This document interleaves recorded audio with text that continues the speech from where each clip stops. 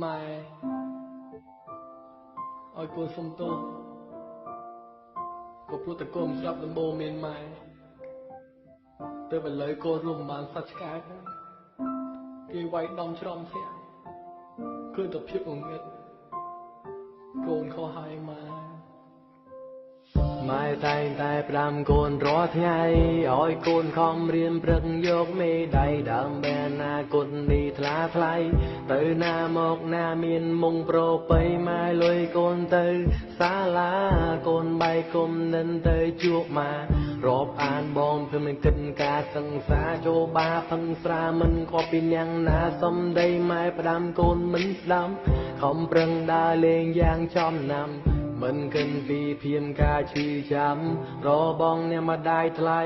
ឡើយឥឡូវកូនត្រូវវាយខ្នងហើយទួចង់បកក្រោយក៏ហួសពេលហើយបានត្រឹមមើលមុងម៉ែចុងក្រោយទាំងភ្នែកកូនហូរអង្វយម៉ែជួយម៉ែខំប្រឹងស្រែរោគជំនួយតែបលី5ថាគ្មានអ្នកណាគេជួយទេព្រោះវាធ្វើខុសច្បាប់មិនអាចប្រឆាំងបានឡើយលទ្ធផលចុងក្រោយម៉ែកូនខុសហើយកូនខុសហើយដោយសារតែកូនមិនស្ដាប់ដំបូងមានរបងម្ដាយថ្លៃម៉ែ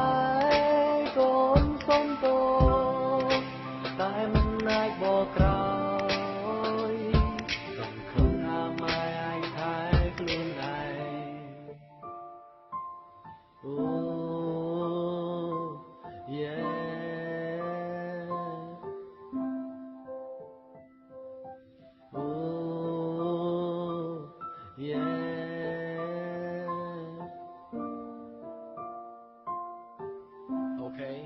Go more real ពេលមានកូនជាប់ឃុំហើយបុនធំម៉ែអើយធ្វើយ៉ាងណាទាំងភ្នែកកូនស្រក់នឹករាល់នឹងសាររាល់ពាក្យសំដីម៉ែធ្លាប់ស្ដីថាអោមរំទូមានព្រានប្រដៅព្រោះមិនចង់ឲ្យកូនល្ងងខ្លៅបាញ់ជូនកូនទៅរៀននៅសាលាសង្ឃឹមធំណាត់សទ្រង់គ្រួសារពាក្យម៉ែផ្ដែផ្ដាំដកជាប់ក្នុងចិត្តផុសឡើងលើករយៅពេលដែលអត់ពីអញទៅគឺមានតែចំណេះជួយឯងធ្វើជាផ្លូវចាំពាក្យអញទុកធំឡើងហើយនឹងយល់ពេលកូនធំឡើងបែរធ្វើខំដំរាសែបគប់មិត្តខុសសិទ្ធិពួរបានស្ដាយកលុយពីម៉ែទិញអាភៀនកញ្ឆាទោះបីម៉ែហត់ក៏គាត់មិនហ៊ានស្ដីថាចំរៀងមួយនាងខ្ញុំសូមផ្ញើទងជាបណ្ដាំផ្ដាំទៅកូនបើដឹងខំហើយជាងកាយខ្លួនហើយត្រូវចាំដំបូងមានម៉ែកូនខុសហើយកូនខុសហើយដោយសារតែកូនមិនស្ដាប់ដំបូងមានរបង